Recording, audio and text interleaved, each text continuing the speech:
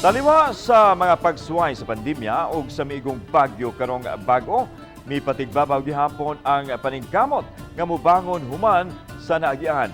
Atong tanawon kining makapadasig nga mga hulagway nga nagpakita sa kalid-on sa mga Suguanon, labi na sa Mandawihanon.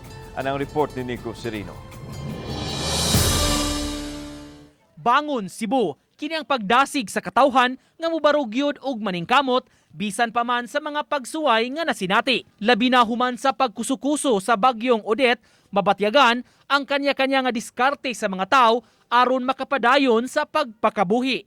Sa Mandawi City Hall, may gilusad nga photo contest aron pagpakita sa resilience sa katawhan. Sa gihimong lig-on ang Mandawihanon contest, ubay-ubay ang mipada sa ilang mga entries pagpakita sa ilang tagsa-tagsa nga interpretasyon sa maong tema. This is just to showcase kanang unsay nakita bitaw in the eyes of a Mandawihanon nga na-prove nila nga how resilient are the Mandawihanons. Sa pagtapos sa contest, napili sa mga judges ang winners.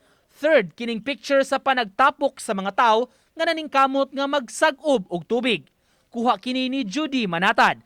Samtang ikaduhang ganti ang picture nga makita kining duha ka mga bata nga daw nalingaw gihapon bisan pa man walay kuryente sa ilang balay.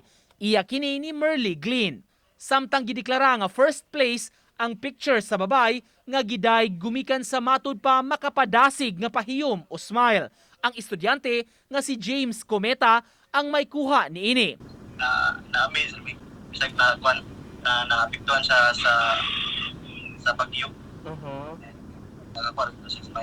Sa CICC compound, kuha ang maong hulagway, ang babay, biktima sab sa sunog nga temporaryong nag-istar dito. Uban ni Godfrey Relien, Nico Sereno, Balitang Bisdak.